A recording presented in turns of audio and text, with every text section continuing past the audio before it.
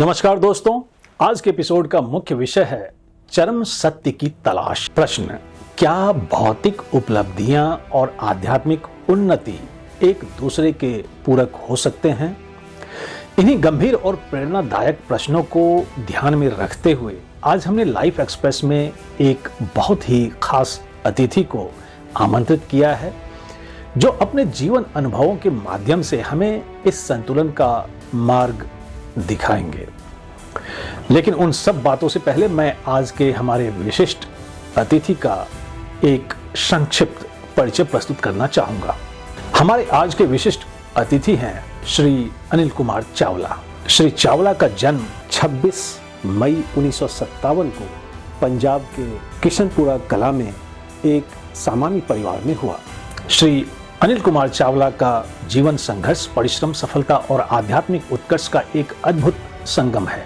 1957 में एक साधारण पंजाबी परिवार में जन्म लेने वाले श्री चावला के परिवार ने 1947 के विभाजन के समय अत्यंत कठिन परिस्थितियों का सामना किया। श्री अनिल कुमार चावला ने 1978 में पंजाब इंजीनियरिंग कॉलेज चंडीगढ़ से इंजीनियरिंग की पढ़ाई पूरी की और बहुत कम आयु में 1979 में मोहाली में अपना पहला उद्योग स्थापित किया। इसके बाद 1986 में उन्होंने हिमाचल प्रदेश के बद्दी में दूसरा उद्योग शुरू किया। उनके उद्योग आज ट्रैक्टर पार्ट्स के क्षेत्र में अग्रणी हैं और स्वराज महिंद्रा तथा सोनालिका समूह जैसे बड़े नामों के साथ जुड़े हुए हैं। अपने औद्योगिक जीवन में वे विभिन्न उद्योग संगठनों में अग्रणी भूमिका निभाते रहे और क्षेत्र में एक सम्मानित व्यक्तित्व के रूप में स्थापित हुए। लेकिन उनके जीवन की सबसे विशेष बात यह है कि उन्होंने केवल भौतिक सफलता तक ही अपने आप को सीमित नहीं रखा।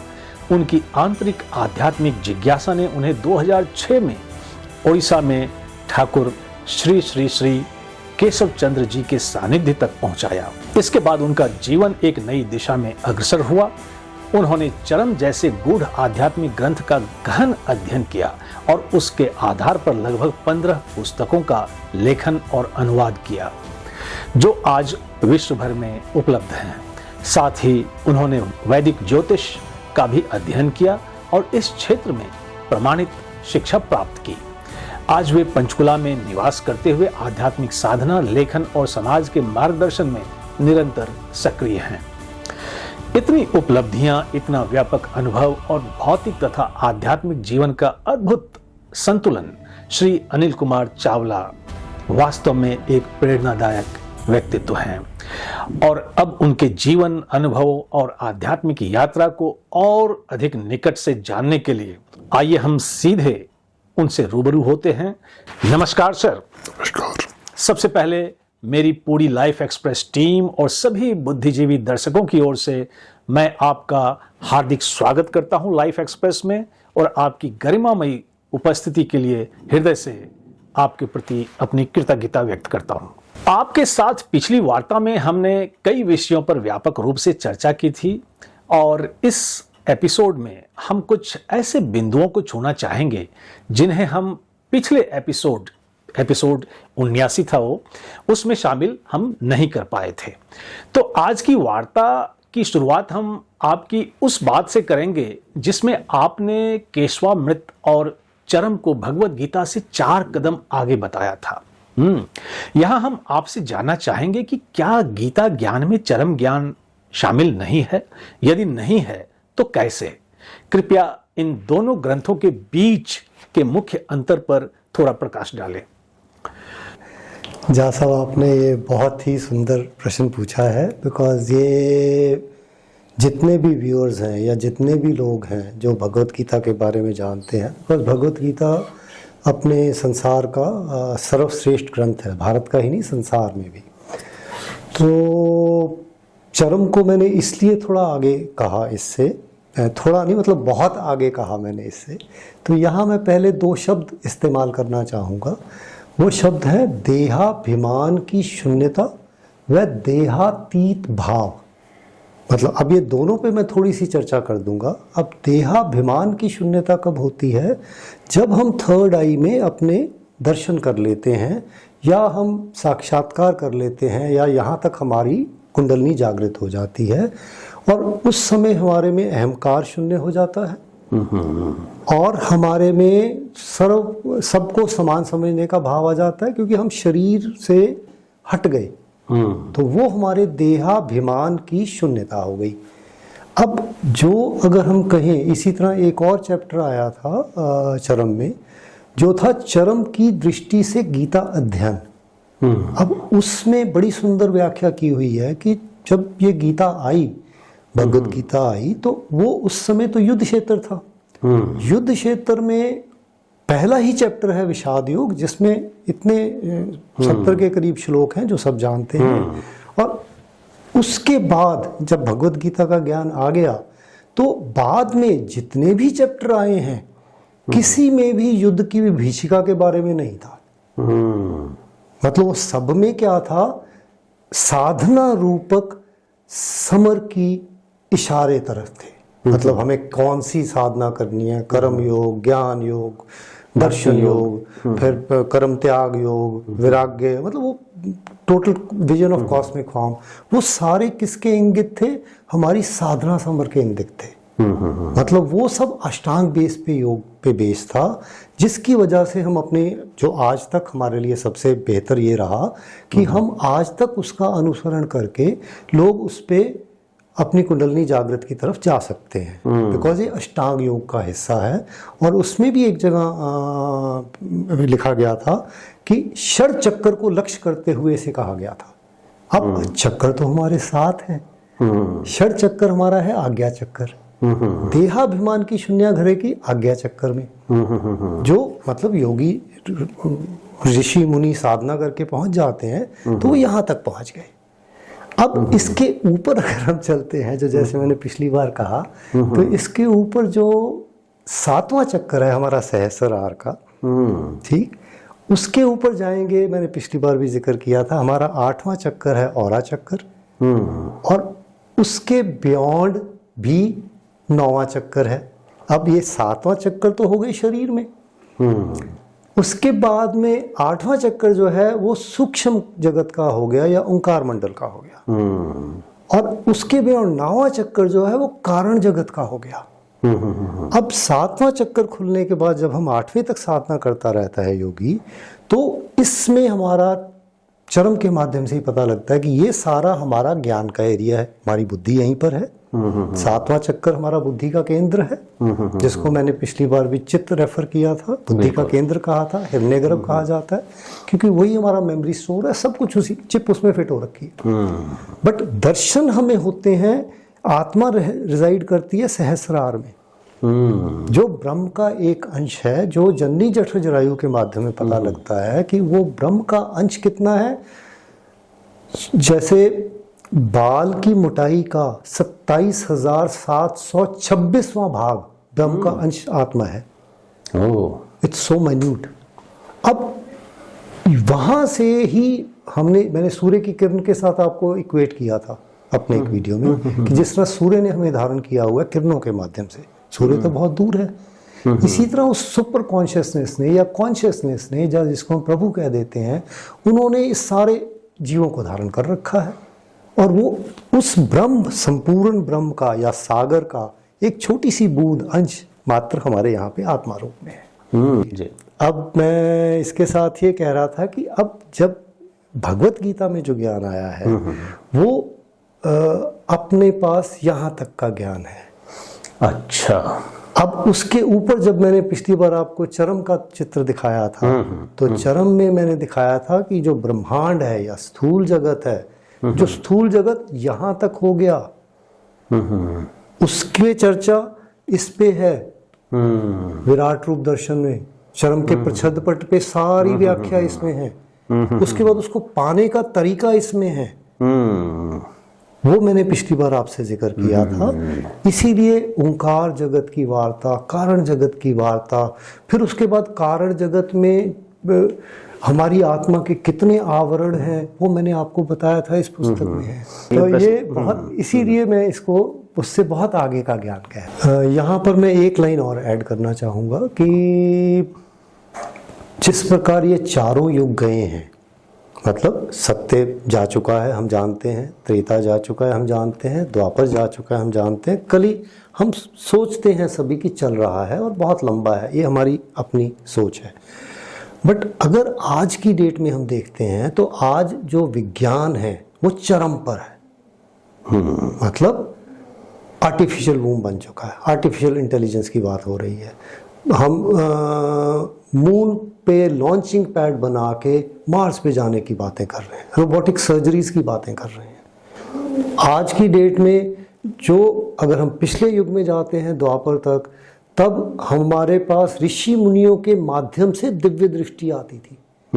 आज ये क्यों नहीं दिव्य दृष्टि जिसके माध्यम से आप मेरी रिकॉर्डिंग करके अपने व्यूअर्स को वर्ल्ड वाइड दिखा पा रहे हैं? तो ये किसकी चमत्कारिता है? ये बुद्धि की चमत्कारिता है। दैट मीन्स बुद्धि, हमारी जो कलेक्टिव बुद्धि है वो इतनी विकसित हो चुकी है कि अब वो चरम ज्ञान धारण करने के लिए भी उसमें सक्षमता थोड़ी बहुत है कुछ लोगों में, क्योंकि ये सृष्टा की बुद्धि और विवेक के लेके इस खेल की रचना हुई है। बहुत सुंदर, यही हम प्रत्यक्ष भी देखते हैं। बहुत अच्छा। तो आगे बढ़ते हैं हम अगले प्रश्न की ओर। विभिन्न धर्म ग्रंथों में जीवन के लक्ष्यों को भिन्न भिन्न प्रकार से दर्शाया गया है। ठाकुर जी द्वारा रचित केशवामृत में जीवन के लक्ष्य को चरम प्राप्ति के रूप में दर्शाया गया है, जहां चरम के प्रच्छन्न पट अव्यक्त मंडल या अनादि कारण जगत, ओंकार मंडल या सूक्ष्म जगत तथा शक्ताक्ष मंडल या स्थूल जगत को विस्तार से समझाया गया है। कृपया इस पर थोड़ा प्रकाश डालें। जी, मैं कोशिश करता हूँ जी इसको समझाने की। एक्चुअली हम सब इसको एक खेल कह देते हैं, हम सब कह देते हैं ये एक लीला चल रही है। हम उसे नॉर्मली क्या कहते हैं, ये प्रभु की लीला है। बट यहाँ पे मैं थोड़ा सा डिफरेंस करूँगा, ये प्रभु की लीला है, यस एंड नो। यस इस तरह कि हाँ, पीछे तो प्रभु तो आधार है ही हैं। उन्होंने जब इसकी सृष्टि की रचना करी तो उन्होंने अपने अनुरूप प्रतिमा मानव सृजन कर दिया। मतलब हमारी जब हम कंस्ट्रक्शन की बात करते हैं तो हमें ये स्थूल शरीर, जिसमें आज की डेट में साइंस में जाएं तो 36 ट्रिलियन जीव हैं, इसमें सेल्स हैं, लिविंग सेल्स, उसके बेसिस पे ये शरीर बना हुआ है। उसके पीछे उतने ही बैक्टीरिया हैं। मतलब we are practically sitting on, मतलब इस शरीर की रक्षा करने के लिए या चालित करने के लिए 80 ट्रिलियन के करीब सेल्स काम कर रहे हैं। ये हमारा स्थूल शरीर है। उसके पीछे हमारी मन, आत्मा, बुद्धि, ये सब कुछ है, जो ओंकार मंडल आ गया। उसके पीछे हमारी आत्मा नहीं है इसमें सिर्फ मन, बुद्धि, इंद्रियां और अहम, ये 17 पुर्जों का हमारा सूक्ष्म शरीर है। उसको पीछे हमारा बैटरी हाउस या आत्मा है, कारण शरीर है। तो ये 3 स्टेप्स में हमारी रचना हुई है। अब प्रभु जी ने, मतलब या उस कॉन्शियसनेस ने या ठाकुर जी ने हमें अपनी अनुरूप प्रतिमा सृजन कर दी। मतलब पुरुष प्रकृति के मिलन से तीसरी शक्ति उत्पन्न हो गई है और हम यहाँ पर आके अपनी स्वेच्छाचारिता से, अपनी मन मर्जी से, वी आर को क्रिएटर्स, हम अपनी सेल्फ विल से काम करते हैं। अब जो सेल्फ विल से काम करते हैं उसी के कारण हमारे पे आत्मा के ऊपर आवरण या कवरिंग या कलर की कोडिंग या अपने कहूँगा गुण जो है, गुणों का तारतम्य शुरू हो जाता है। क्योंकि प्रकृति 3 गुणों का समाहार है जो बराबर है, बट हमारे में तीनों गुण विषम अवस्था में है, सत्व रजतम। जब वो विषम अवस्था में है तो जितनी आत्माएं हैं सब ही अलग अलग हैं, प्रत्येक आत्मा एक और अद्वितीय है, ये भी शास्त्रों का वाक्य है। तो हर एक आत्मा अपनी अपनी क्वालिटीज लेके आती है, अपने कर्म करने आती है। तो जब ये कलरिंग्स के हिसाब से उसको शरीर मिल गया, अब वो शरीर के हिसाब से वो अपने कर्म शुरू कर देते हैं। यहाँ पे हम जब कर्म शुरू करते हैं तो अच्छे कर्म करते हैं तो संसार में हम पूजित होते हैं। हमारी सिर्फ पूजित होते हैं मतलब हमारी, उसको हम आत्मा की उन्नति कह देंगे, क्योंकि हमें वो संसार से ही फल मिलते जाते हैं साथ साथ। जो फल हमारे नहीं मिलते या रह जाते हैं, या हमें लगता है कि भाई हमने तो चालाकी कर ली, किसी ने नोट नहीं किया, किसी का कुछ नहीं हुआ, तो हम क्या करते हैं, हम बुरे गुण आहरण कर लेते हैं, जिनको हम आसुरिक गुण कह देते हैं। छलना, कपटता, मिथ्याचार, परश्वी कातरता, दूसरे का धन लूटन करना, ये सब चीजें उसमें आ जाती हैं। क्या ये मानव के गुण है? नहीं, ये आसुरिक गुण आ गए। तो ये किए किसने आहरण? उसी आत्मा ने। अब उसकी कोडिंग कहां पर हुई? वो हमारी बुद्धि में नाद गर्दन कोश है, जिसकी इस पे चर्चा है, वो उसमें कोडिंग हो रही है, और वही बुद्धि हमने अगली बार लेके आ जानी है। तो ये किसकी लीला हुई? ये मानव की लीला हुई। प्रभु तो आधार है, सो ये मानव लीला है। हम उसी मानव लीला के हिसाब से अपनी आत्मा की उन्नति करते जाते हैं। या तो हम मानव तत्व की तरफ बढ़ते हैं, मानव बनते जाते हैं, या हम नीचे गिरते हैं तो आसुरत्व की तरफ बढ़ते हैं, बुरे गुण आहरण करके। तो वो एक तो हम संसार में हमें निष्कासित कर दिया जाएगा, घर से निष्कासित कर दिया जाएगा, लोग हे ज्ञान करेंगे, लोग कोई देखेगा ही नहीं आपकी तरफ, पूछेगा ही नहीं, तो हम कलेक्टिव वे में तो काम नहीं कर पाएंगे ना। जैसे अभी हाल ही में हम कोई भी कार्य करते हैं, आपने यहाँ एक सेमिनार किया, उसमें कितनी कलेक्टिव वे में काम हुआ तो वो सक्सेसफुल हुआ। इसी तरह इस संसार में भी जब तक हम कलेक्टिव वे में शांति के साथ नहीं रहेंगे, भ्रातृत्व के साथ नहीं रहेंगे, तो प्रोग्रेस कहाँ होगा। इसी कारण तो आज सारा विघटन हो चुका है। आज तो हम युद्ध के कगार पे खड़े हुए हैं। बिल्कुल। तो यही हमारी आत्मा की उन्नति है, जो कि फिर वहां पे कारण जगत में भी जो 3 गोले बने हुए हैं, सबसे बाहर वाले गोले में कुछ सर्कल है, 64 है, उसके अंदर वाले में 32 है, उसके अंदर वाले में 16 है, फिर 8 है, फिर बिंदु है। उनकी व्याख्या भी सारी इस पुस्तक में है। और उसमें जो सबसे अंदर वाला सर्कल है, जो 8 के करीब है, 16 वाला, वो कैवल्य मंडल है। वहां तक हमारी आत्माएं जा सकती हैं, मानव वहां तक पहुंच सकता है। उसके बियॉन्ड जाने के लिए हम कह सकते हैं कि आत्मा आएगी नहीं, बट वो भी आएगी। क्यों? बिकॉज हमें कर्म तो फिर भी करने के लिए आना पड़ेगा, अपनी लीला यहां आके ही सब कुछ करना पड़ेगा। जैसा मुझे ज्ञात है कि केशवामृत में कहीं उल्लेख है कि हमारी पृथ्वी या यह संपूर्ण मानवता समूल विनाश की ओर बढ़ रही है, जो बहुत ही निकट है। संभवतः आने वाले 2 वर्षों में ऐसा हो सकता है। क्या इस प्रकार की भविष्यवाणी के कोई वैज्ञानिक आधार या प्रमाण भी हैं? विशेषकर ऐसी भविष्यवाणियों में समय की गणना किस प्रकार की जाती है? जी, ये भी बहुत सुंदर प्रश्न है आपका। तो इसको मैं चरम की दृष्टि से ही कोशिश करता हूँ, नोन और अननोन दोनों को मिला के कोशिश करूँगा। बिकॉज अगर तो पहले मैं नोन से हम चलते हैं, नोन पे जाता हूँ, तो हमारे पास बाकायदा ज्योतिष विज्ञान है, जो आपने समय की बात करी। तो ज्योतिष विज्ञान में गणना हो सकती है कि किस टाइम कॉम्बिनेशन क्या चल रहे हैं, क्या होना है, और ये बहुत सारे ज्योतिष आज की डेट में भविष्यवाणियां कर भी रहे हैं, ठीक है ना। बट यहाँ पर अकेला ज्योतिष ज्ञान जो है वो संपूर्ण नहीं है अपने आप में। बिकॉज जैसे मैंने आपको बताया था कि मैं 4 साल मैंने ज्योतिष ज्ञान में लगाए हैं, तो बहुत करीब से भी देखा है, प्रैक्टिस भी करी है, बट उसके बाद मैंने छोड़ दिया। मतलब 2018 के बाद मैंने प्रैक्टिस नहीं करी। बट हाँ, उसी ज्योतिष ज्ञान को लेके जितनी मेरे को समझ आई थी, उसको लेके मैंने 2020 में जब ये चरमदा अल्टीमेट दर्शन पुस्तक में लिख रहा था, ये कोरोना पीरियड की बात है। तो उस समय जब ये पुस्तक लिख रहा था, तो इसीलिए मैं इनका हमेशा कहता हूँ कि पहले 90 पन्नों में आपको बहुत कुछ मिलेगा, क्योंकि 90 पन्ने चरम में भी नहीं आपको मिलेंगे वो, क्योंकि संपूर्ण चरमों का सार मिलेगा आपको। वो मैंने निचोड़ के उसमें डाले हैं, जो पकड़ने वाला है वो थोड़ा थोड़ा भी पकड़ लेगा, बात बन जाएगी।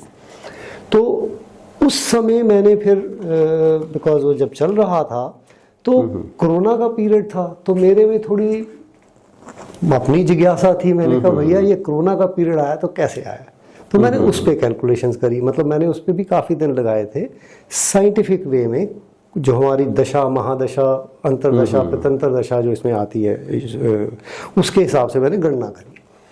तो वो मैं, जो मेरे धारणा थी, बिकॉज ये सप्तमंडल की बात होती है, सप्त युगों, 7 का अंकड़ा है एक, तो उन्हीं दिनों जैसे मैंने कहा मैं अपना चरम के ज्ञान से भी वाकिफ था। चरम की पुस्तक ये मैंने जो दिखाई आपको, ये निकाल रहा था।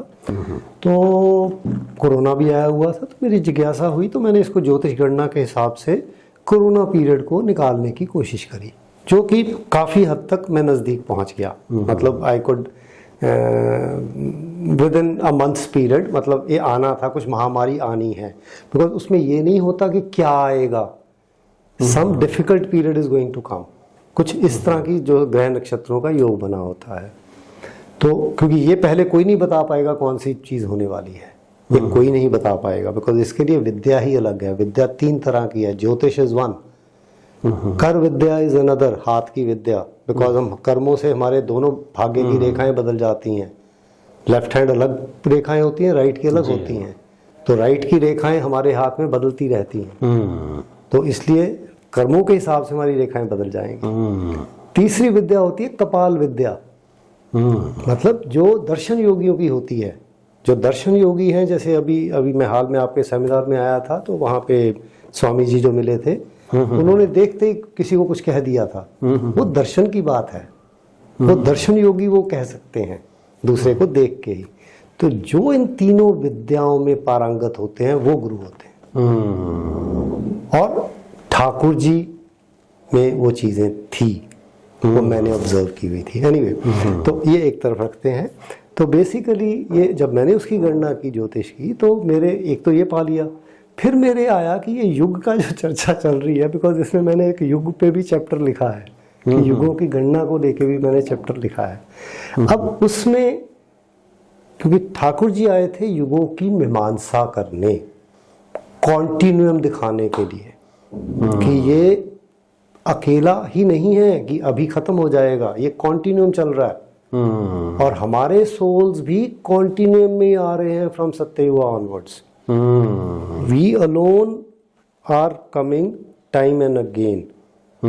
हाँ, आने का जिनकी वासनाएं ज्यादा हैं वो जल्दी जल्दी जन्म ले लेंगे, जिनकी वासनाएं कम है वो थोड़े टाइम पीरियड के बाद जन्म लेंगे, बट आएंगे सारे के सारे। ठीक, कोई कल्पों के बाद भी आएंगे। अब कल्प क्या होते हैं, मैं थोड़ा सा उसका आइडिया दे देता हूँ। इसी बुक पे उस पे चर्चा की हुई है, चरम द अल्टीमेट दर्शन पे। अब हम जानते हैं कि ये जो कलियुग है, ये कृष्ण का जब डेथ हुई उसके बाद से कलियुग शुरू हुआ है। 3102 BC की बात है ये, द्वापर युग खत्म हुआ, कलियुग शुरू हुआ। आज को मानेंगे तो आज 5100 साल हो गए ऑलमोस्ट। ये कलियुग का पीरियड आज तक जा चुका है। अब इससे पहले द्वापर कितना बड़ा था, सत्य कितना बड़ा था, त्रेता कितना बड़ा था, हमें नहीं पता है, वी डोंट नो। ठीक, बट कलियुग आज तक इतना जा चुका है। अब इस कलियुग को हम जानते हैं कि ये 5100 साल हो गए हैं। अब 5100 साल अगर कलियुग के हैं, पीछे कितने गए हम नहीं जानते, बट हमारे पास साइंटिफिक एविडेंस है कि bones have been dated back to almost 3 lakh years back. Science ने इजाद किया है, कार्बन डेटिंग हो जाती है। तो इसका मतलब हम ये समझ सकते हैं कि लेट्स से सत्ययुग तब से शुरू हुआ होगा, वी कैन प्रिज्यूम दैट। ठीक है।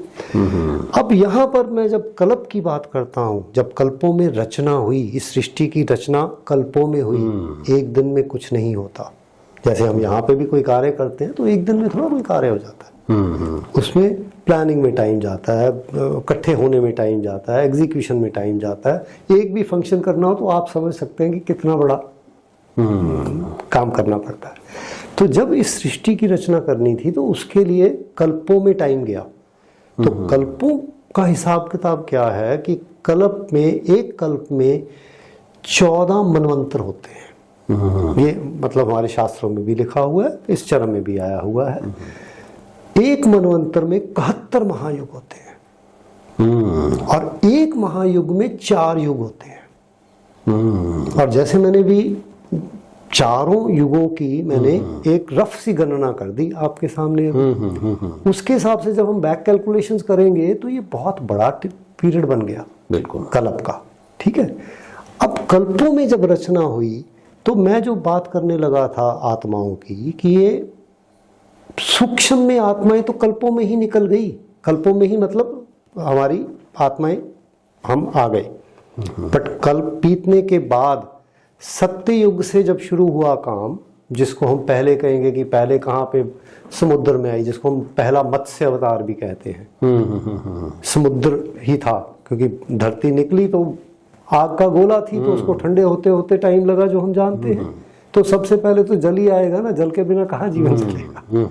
तो वो पहला अवतार ही वो था, मत्स्य अवतार। फिर कुर्म अवतार, उससे बढ़ते गए हम आगे।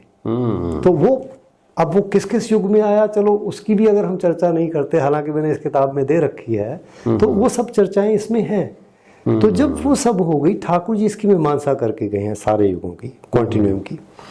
और अब जो एक चैप्टर आया था जो स्मरणिका में दिया हुआ है, बंदे पितरे के नाम से, प्रभु जी के माता पिता के बारे में।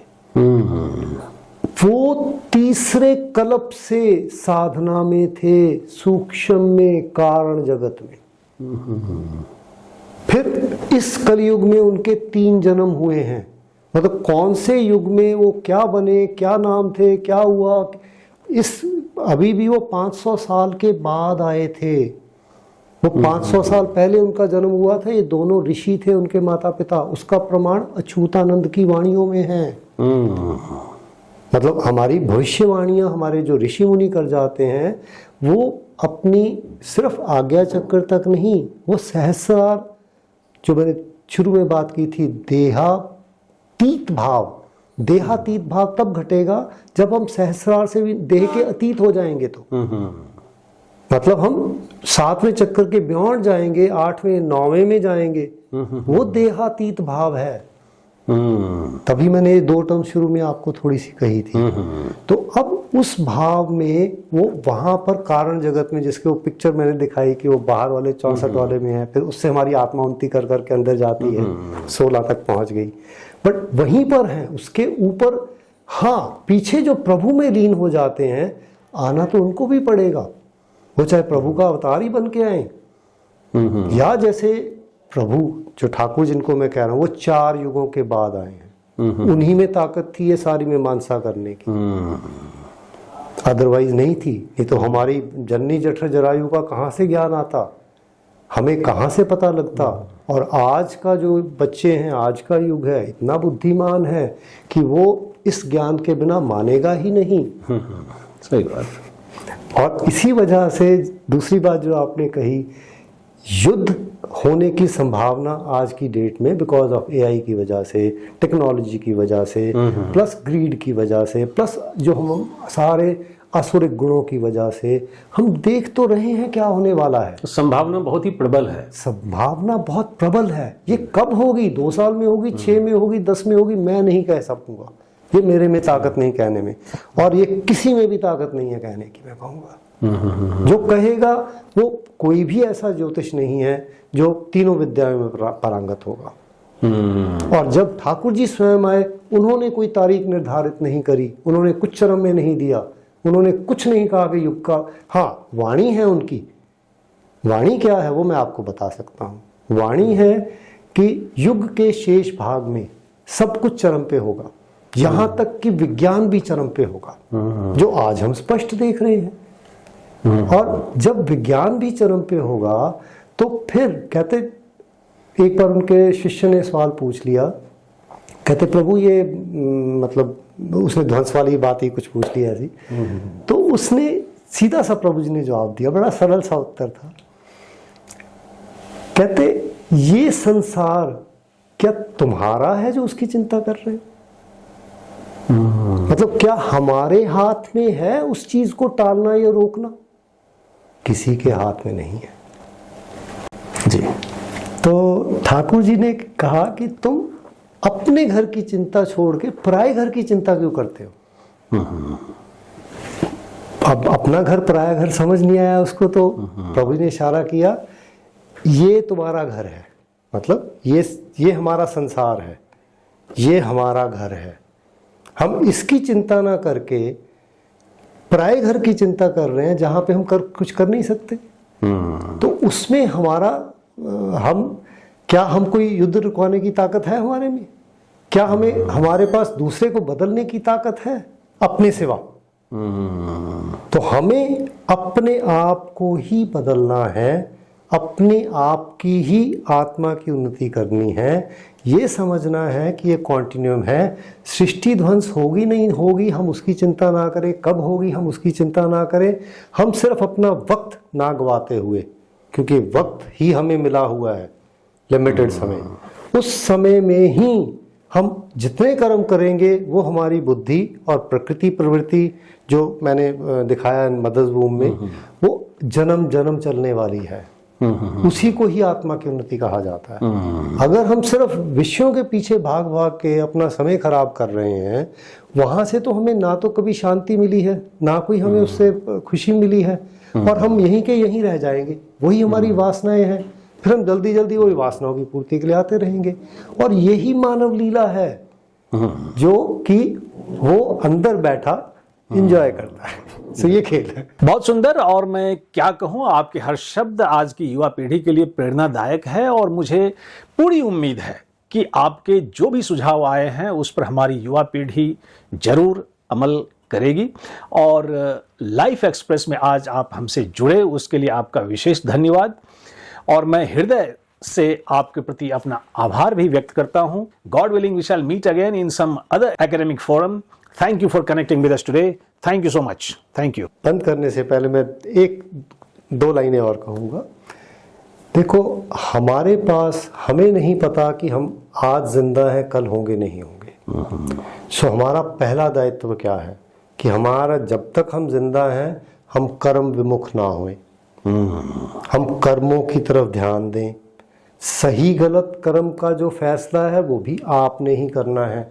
बिल्कुल। और उसमें सिर्फ ये जो मैंने आपको पुस्तकें दिखाई या चरम ज्ञान दिखाया, ये मददगार होगा। इसमें बकायदा तुम्हारा कल्याण हो करके आता रहा है चैप्टर, ठाकुर जी का स्वहस्त लिखित, हमारे पिताजी का या हमारे पूर्ण परम ब्रह्म का लिखा हुआ चैप्टर। जिस तरह पिता अपनी संतानों को उपदेश देता है, हम सब पैदा हुए पिता के माध्यम से, पिता हमें सारी उम्र उपदेश देता है। हम बाद में जाके थोड़े बड़े हो जाते तो नहीं मानते, अलग बात है, बस हमें लगता है हम बहुत बड़े हो गए, हमें बहुत समझ आ गई, बट नहीं। तो वो पिता के उपदेश जो है, अब उसी पिता की तरह हम उस पिता की संतान है सारे। बिल्कुल। उनको चिंता हुई कि अब मैं इन सबको जो भटके हुए हैं, इन सबको रास्ता दिखाने के लिए वो आज चरम ज्ञान दे गए हैं। ये आप लोगों के लिए है। आप इसको पढ़ के इसका अनुसरण और अनुकरण करें। हाँ, कोई चीज में आपको स्पष्टीकरण चाहिए तो जब तक ये शरीर में मैं हूं तो हूं, फिर मिल जाएंगे। बहुत बहुत धन्यवाद सर। आज के सत्र की समाप्ति मैं फिर एक आह्वान के साथ करूंगा, खासकर अनिल कुमार चावला जी की बातचीत से निकले कुछ मुख्य अंश को लेकर। सबसे पहले अनिल कुमार चावला जी ने यह स्पष्ट किया कि गीता ज्ञान अपने आप में महत्वपूर्ण होते हुए भी चरम ज्ञान का पूर्ण रूप नहीं है, क्योंकि यह युद्ध क्षेत्र में दिया गया उपदेश है, जिसमें कर्म योग, ज्ञान योग और भक्ति योग जैसे मार्गों का वर्णन मिलता है। उन्होंने बताया कि यह ज्ञान मुख्यतः शारीरिक और मानसिक स्तर पर प्रगति के लिए है, जो अस्तित्व को 7वें चक्र यानी सहस्त्रार तक ले जाता है। लेकिन चरम ज्ञान इससे भी आगे बढ़कर 8वें और 9वें चक्र तक पहुंचने की बात करता है, जहां सूक्ष्म और कारण जगत का अनुभव होता है। आगे उन्होंने समझाया कि आत्मा एक स्थायी रूप से शरीर में नहीं रहती, बल्कि कुछ समय के लिए ही इसमें निवास करती है, बिल्कुल सूर्य की किरण की तरह। यह पुरुष और प्रकृति के संयोग से उत्पन्न एक तीसरी शक्ति है, जिसे अहम कहा गया है। अनिल कुमार चावला जी ने यह भी कहा कि जीवन का अंतिम लक्ष्य चरम प्राप्ति है, जिसमें व्यक्ति को अव्यक्त मंडल, ओंकार मंडल और स्थूल जगत के तत्वों को समझना होता है। मनुष्य अपनी इच्छा से कर्म करता है और वही कर्म उसकी आत्मा पर आवरण या गुणों का प्रभाव डालते हैं। अच्छा कर्म आत्मा को ऊपर उठाते हैं, जबकि दुर्गुण और आसुरी प्रवृत्तियां उसे नीचे गिरा देती है। यह सब मानव जीवन की एक लीला है, जहां आत्म निरंतर उतार चढ़ाव का अनुभव करती है। उन्होंने यह भी संकेत दिया कि युग के अंत में सब कुछ अपने चरम पर होगा, चाहे वह विज्ञान हो या मानव व्यवहार। इसलिए व्यक्ति को दूसरों को बदलने की चिंता छोड़कर स्वयं पर ध्यान केंद्रित करना चाहिए। अंत में उन्होंने यह संदेश दिया कि हमें कभी भी कर्म से विमुख नहीं होना चाहिए। सही और गलत का निर्णय हमें स्वयं करना होगा और चरम ज्ञान ही हमें अपनी आत्मा की उन्नति और वासनाओं से मुक्ति की दिशा में आगे बढ़ने में सहायक होगा। With those deliberations of Shri Anil Kumar Chawla ji, we conclude this session और मिलते हैं अगले एपिसोड में समाज के एक और रोल मॉडल के साथ। Till then, enjoy your time meaningfully और हाँ, अपना और अपनों का भी ख्याल रखें। जय हिंद।